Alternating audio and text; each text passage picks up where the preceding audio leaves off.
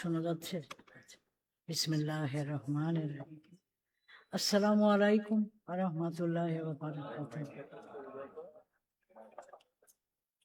আমি অনেক এত আম, আহ, ইয়ে অ্যাবজর্ব ছিলাম কথাবার্তা শুনে, আমার কথাগুলি গুলিয়ে গেছে। কিন্তু আম, ওনারা যা বলে গেছেন তার কিছু কিছু হয়তো আমি বলতে চেয়েছিলাম, সেগুলো আমি অ্যাভয়েড করব। আমি এখন একটা বিশেষ অ্যাঙ্গেল থেকে কথা বলছি। সেটা হচ্ছে, আমরা বাংলাদেশ এখন একটা ক্রান্তি লগ্নে দাঁড়িয়ে আছি, এবং এর সম্ভাবনা, একটা বিরাট সম্ভাবনা নিয়ে, আবার এর পরে সঙ্গে সঙ্গে আমরা একটা অন্ধকারে তলিয়ে যেতে পারি, আরো জঘন্য জায়গায় চলে যেতে পারি যেটা ছিল তার থেকে। তা আমরা এইরকম একটা ক্রান্তি লগ্নে দাঁড়িয়ে আছি। এটা একটা ঐতিহাসিক সময়। এই সময় জাতির জীবনে খুব একটা আসে না। আমাদের ৭১-এর পরে যেই সুযোগটা এসেছিল, সম্ভাবনা আসছিল, আমরা সেটা আত্মকেন্দ্রিকতার জন্য, দূরদৃষ্টিতার অভাবের জন্য আমরা যে নষ্ট করে ফেলেছি, তার জন্য এই ৫৪ বছর আমরা খেসারত দিয়েছি। আবারও কি আমরা ৫৪ বছর খেসারত দেব? সেই প্রশ্নটা এখন জনগণের মনে এবং সমস্ত নেতা কর্মীর মনে আসতে হবে।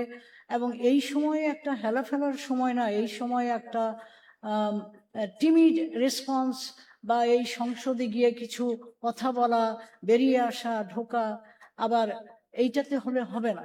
এটা রাস্তায় নামতে হবে। কারণ আমরা একটা বিপদে আছি।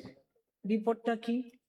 সেটা হচ্ছে, এই ক্রান্তি লগ্নে একটা দল ক্ষমতায় আসছে 2/3 মেজরিটি নিয়ে। 2/3 মেজরিটি হচ্ছে, আমি মনে করি, একটা কিলার অফ ডেমোক্রেসি। আমাদের, বিশেষ করে আমাদের মতো দেশে, যেখানে প্রতিষ্ঠানগুলি ধ্বংস হয়ে গেছে, ধ্বংস করা হয়েছে, যেখানে সংস্কৃতি গড়ে উঠতে পারেনি কখনো, সেইখানে 2/3 মেজরিটি নিয়ে কোনো দল এবং কোনো দেশে 2/3 মেজরিটি নিয়ে, নেপাল একটা 2017 সালে একটা এক্সাম্পল, একটা ভালো ট্রানজিশনের মধ্যে দিয়ে যাচ্ছিল, তারা 2017 সালে 2/3 মেজরিটি নিয়ে একটা বিরাট গর্তের মধ্যে পড়ে গেল। তার কারণটা হচ্ছে, পাওয়ার করাপ্টস। আর আপনি যখনই একটা দলকে বিরাট পাওয়ার ক্ষমতা দেবেন, তার পাওয়ার ক্ষমতা অবশ্যই তাকে করাপ্ট করবে। সে তার নিজের দলকে ঠিক রাখতে পারে না এবং দেশকেও শাসন করতে পারে না। আমি আমি এই কথাটা আমি লিখেছিলাম প্রথম আলোতে, এবং সেই লেখার উপরে মাহমুদুর রহমান মান্না বোধহয় একটা সেমিনার করেছিলেন, সেখানে সালাউদ্দিন সাহেব উপস্থিত ছিলেন। আমি কিন্তু এই কথাটা বলেছিলাম যে, ভালো নিয়ম কানুনগুলো, সংস্কারগুলো যেরকম দেশের জন্য প্রয়োজন, একটা রাজনৈতিক দলের জন্য সেরকম প্রয়োজন। একটা রাজনৈতিক দল একটা ভালো নিয়ম কানুনের মধ্যে চললে তার সবচেয়ে বড় ধন হচ্ছে জনগণের আস্থা এবং জনগণের বিশ্বাস। এই দুইটা জিনিস যদি তারা অর্জন না করতে পারে, কোনো দল কোনো সময়, তার ভবিষ্যৎ অন্ধকার। এবং আজকে বিএনপি যেই ধরনের কার্যকলাপ নিয়েছে, তা আপনারা বুঝতে পারছেন, এটা সেলফ ডিস্ট্রাকটিভ। এই যে ইয়েতে তারা নিজেদেরকে আত্মঘাতী করছে। কিন্তু এরকম একটা সুবর্ণ সুযোগ ছিল, এবং যেটার আমার লেখায় আসছে, আমি বলেছি সংস্কারগুলি আগে করতে বলেছিলাম। কারণ একটা দল পাওয়ারে এসে খুব আমূল পরিবর্তন করতে পারে না, তার দলই তার অন্তরায় হয়ে দাঁড়ায়। সেজন্য যেই সময় একটা কেয়ারটেকার গভর্নমেন্ট বা কনফ্লিক্ট অফ ইন্টারেস্ট যার মিনিমাম, সেই রকম একটা ইন্টারিম গভর্নমেন্ট থাকে, তাকে দিয়েই যদি সংস্কারগুলি, অন্তত ইলেকট্রাল প্রসেসের সংস্কারগুলি করিয়ে নেওয়া যেত।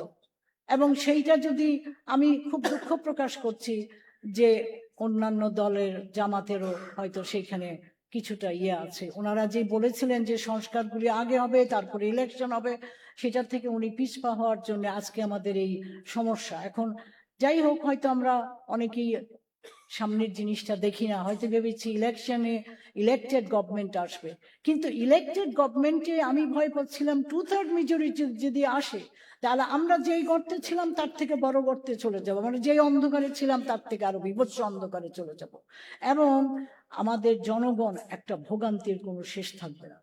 সেই জন্য আমি যেটা বলার চেষ্টা করছি, আমি আসছি আজকে শুভাকাঙ্ক্ষী হিসাবে, এবং দেশকে ভালোবাসি, জনগণকে ভালোবাসি, এবং আমি বিবেক মেনে চলার চেষ্টা করি, কারণ বিবেক আল্লাহ আমাকে দিয়েছেন। এই বিবেক মেনে চলার মধ্যেই তার আমি ইবাদত করি, আমি এইটাই মনে করি, এবং সেই জন্যই আমার এখানে আসা। আমার কথা কিছু কটু মনে হবে, আপনারা যদি সেটা পজিটিভলি নেন, কনস্ট্রাকটিভ ক্রিটিসিজমের জন্য আমি আসছি। সেটা হচ্ছে জামাত ছাড়া অপোজিশন এবং 11 দল ছাড়া অপোজিশন আমাদের নাই। অপোজিশন ছাড়া কখনো কোনো গণতন্ত্র টিকে থাকতে পারে, সুশাসন টিকে থাকতে পারে, টেকসই হতে পারে, কখনো হয়নি, ইতিহাসে হয়নি। এই মডার্ন যুগে, এই 1776 সালে আমেরিকা গণতন্ত্র প্রতিষ্ঠা করার পরে এই যাবৎ হয়নি। কেন হয়নি? স্ট্রং অপোজিশন হচ্ছে চেকস অ্যান্ড ব্যালেন্স, এবং চেকস অ্যান্ড ব্যালেন্স অর্গানগুলিতেও থাকতে হবে। Separation of power, limitation of power হচ্ছে গণতন্ত্র এবং সুশাসনের একটা সবচেয়ে মুদ্রা কথা। এই চেকস অ্যান্ড ব্যালেন্সের কথা বলতে গিয়ে আমি একটু বলি, আমি যেহেতু কোরআন স্টাডি করি, প্রতি ফজরের নামাজের পরে আমার আধ ঘন্টা 1 ঘন্টা কোরআন আমি স্টাডি করি। আল্লাহ বার্তা পাঠিয়েছেন, সেই বার্তাটা তো আমাকে বুঝতে হবে, তা নাহলে আমার জীবন আমি চালাবো কিভাবে? কোরআন 2 জায়গায় বলেছে, সূরা বাকারার 251 নম্বর আয়াত, সূরা হজের 40 নম্বর আয়াত। সাংঘাতিক কথা বলেছে আমি যদি এক দলকে ক্ষমতা না দিয়ে আরেক দলকে যদি আমি প্রতিহত না করতাম, কথাটা আরবি শব্দটা ইউজ করেছে দাফু। দাফু শব্দটা একটা ব্যাপক শব্দ, তার মানে হচ্ছে প্রতিহত করা, মোকাবেলা করা, বাধা দেওয়া, যখন আরেকজন অন্যায় করছে তাকে বাধা দেওয়া, তার মোকাবেলা করা, এমনকি যুদ্ধ করা, এমনকি সংগ্রাম করা, সবকিছু এর দাফুর মধ্যে পড়ে। তো সেই জন্য আমি মনে করি এখন এই 11 দলের সবচেয়ে বড় জিনিস হচ্ছে এই দেশের কিভাবে সবচেয়ে অপোজিশন শক্তি হিসাবে দাঁড়াবে। কারণ আপনারা খুব বেকায়দায় আছে, আপনারা 2/3 মেজরিটির এগেনস্টে দাঁড়িয়ে আছে। সংসদে আপনারা বারবার যাবেন আসবেন, তাতে কিছু আসবে যাবে না। যা ওরা বিল পাশ করানোর যা করানোর তারা করে নিবে, কারণ 2/3 মেজরিটি নিয়ে সবই করা যায়। এটা একটা অসম্ভব ক্ষমতা জনগণ একটা দলকে দিয়েছে, একটা ক্রান্তি লগ্নে, এটা একটা ভুল ডিসিশন। যেভাবেই হোক এসছে, এটা ভুল। আমাদের জন্য এটা অত্যন্ত দুঃখের বার্তা, এবং এটাকে প্রতিহত করতে আপনাদের রাস্তায় নামতে হবে। আপনারা সংসদে আপনারা বার্তা সোচ্চার হবেন, আওয়াজ তুলবেন, জনগণকে অবগত করবেন, কিন্তু আপনাদের কাজ পরিবর্তন করতে গেলে আপনাদের রাস্তায় নামতে হবে, এবং ভীষণ শক্তিশালী একটা এজেন্ডা নিয়ে আপনাদের রাস্তায় নামতে হবে, আজই নামতে হবে।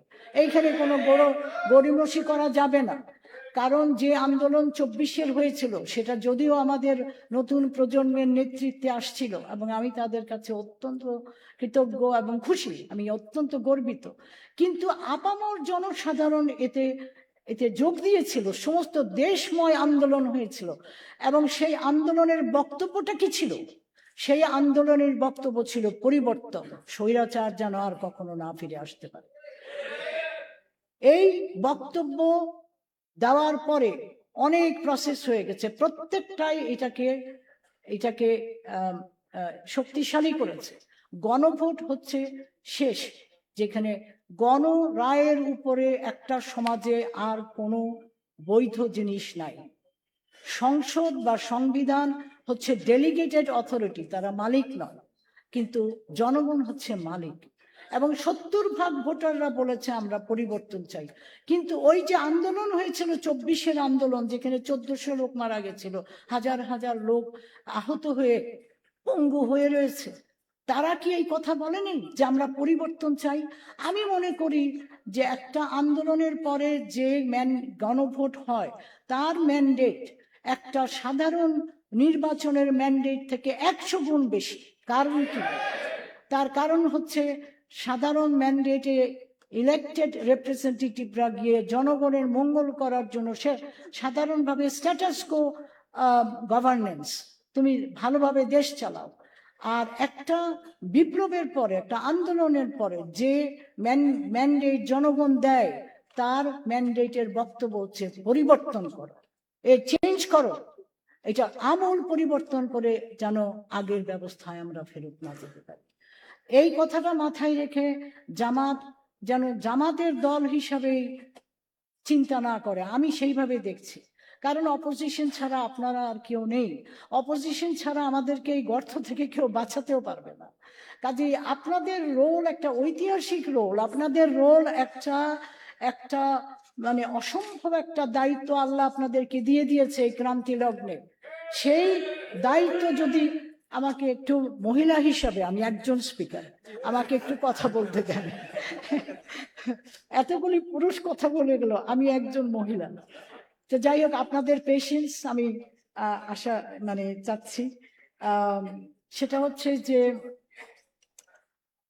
কতগুলি নীতির প্রশ্নে জনগণ জামাতকে ভোট দিয়েছে আরো একটা কারণে, যেটা আমি সেন্স করি। সেটা হচ্ছে জনগণ একটা নীতিবান, একটা আদর্শবান, একটা আস্থা রাখতে পারে, কথা দিয়ে কথা রাখতে পারে, সেই রকম একটা নেতৃত্ব দল, সেই রকম একটা গ্রুপের জন্য মরিয়া হয়ে আছে। এবং তারা ভেবেছে জামাত আমাদেরকে এই যে ম্যাসিভ করাপশন হয়, যে দেশ যে এইরকম অ্যাবিউজ অফ পাওয়ার, এইরকম ধ্বংসের দিকে চলে যাচ্ছে, এখান থেকে জামাত আমাদেরকে বাঁচাতে পারবে। কিন্তু দুর্ভাগ্যবশত জামাত সেরকম হায়ার মেজরিটি বা সেরকম কাছাকাছি যেতে পারেনি। ওনারা এখন একটা খারাপ জায়গা আছে, কিন্তু আমি খারাপ জায়গা বলবো না। আল্লাহ ব্লেসিং ইন ডিসগাইজ, এর মধ্যে থেকে আল্লাহ চাইলে একটা বিরাট জিনিস নিয়ে আসতে পারে। কিন্তু ইচ্ছা হচ্ছে আপনাদের, আল্লাহ, আমরা ইচ্ছা না করলে আল্লাহ কখনো সাহায্য করবে না, সেটা কোরআন বলে দিয়েছে। আমরা ইচ্ছা করব, আমরা চেষ্টা করব, আমরা আত্মাহুতি দিব, তারপরে আল্লাহ আমাদের প্রার্থনা গ্রহণ করবেন। আমার প্রার্থনা হচ্ছে এই ক্রান্তি লগ্নে আপনারা এমন একটা বলিষ্ঠ ভূমিকা রাখেন, যে ভূমিকা দেশটাকে বাঁচাবে, সমস্ত দলগুলিকে বাঁচাবে, একটা উইন উইন জায়গায় নিয়ে আসবে। আমি বিএনপির বিপর্যয় চাই না, আমি কারো বিপর্যয় চাই না। আমি চাই সবার পরিবর্তন, আমি চাই দেশের পরিবর্তন। আপনারা করতে পারবেন। Constructive engagement and power of persuasion খুবই শক্ত জিনিস, এবং এটা শক্তিশালী জিনিস। আল্লাহর ক্ষমতা তার পিছনে থাকে, সত্যের পিছনে। বিচার প্রতিষ্ঠা না করলে একটা দেশে কখনো শান্তি হয় না, কারণ শান্তি দাঁড়িয়ে থাকে বিচারের উপরে। কোনো একটা জায়গায় ফ্যামিলিতেও যদি অবিচার হয়, আপনি ফ্যামিলিতে কোনো সময় শান্তি হবে না, দেশেও তাই, একটা সমাজেও তাই। সেই জন্য কোরআনের মেইন থ্রাস্ট হচ্ছে বিচার প্রতিষ্ঠা করো, সমাজে করো, তোমার জীবনে করো, সমস্ত মানব জাতিতে তুমি করো, বিচার প্রতিষ্ঠা করো। তার জন্য বিচার প্রতিষ্ঠা করার জন্য সত্যের সঙ্গে থাকতে হবে, ন্যায় নীতির সঙ্গে কাজ করতে হবে। আমার একটা দুঃখের বিষয় হচ্ছে যে 70,000 প্যালেস্টিনিয়ানরা মারা গেল, এবং আমরা এই মুসলমানরা, জামাত বলেন, হেফাজত বলেন, বা সবার কাছে আমরা একটা দেশব্যাপী একটা সোচ্চার আন্দোলন চেয়েছিলাম। আমি খুব আহত এটার জন্য। আল্লাহ বলেছে, তুমি আমাকে ভয় করো, মানুষকে ভয় করো না। আমাদের বিভিন্ন শক্তির দিকে তাকাতে হবে না, আমরা ন্যায় পথে থাকলে, নিষ্ঠভাবে কাজ করলে আমাদেরকে ক্ষমতায়ন করা হবে, আমাদেরকে সেইখানে সাফল্যে নিয়ে যাওয়া হবে। এটা আল্লাহর প্রতিজ্ঞা, আল্লাহর প্রমিস কখনো মিথ্যা হবে না। কাজেই আমরা ওই আমেরিকা কি করছে, আমরা চায়না কি করছে, বা ভারতের কথা কাকে খুশি করতে হবে, নো। আমরা রাইট স্ট্যান্ডে থেকে, রাইট ভাবে, নীতিগতভাবে, নীতির সঙ্গে থেকে আমরা যদি সোচ্চার থাকি, ইনশাল্লাহ আমরা জয়ী হবই। কিন্তু এটা মনে রাখতে হবে, কম্প্রোমাইজ নীতির সঙ্গে করা যাবে না। ধন্যবাদ আপনাদের ধৈর্যের জন্য।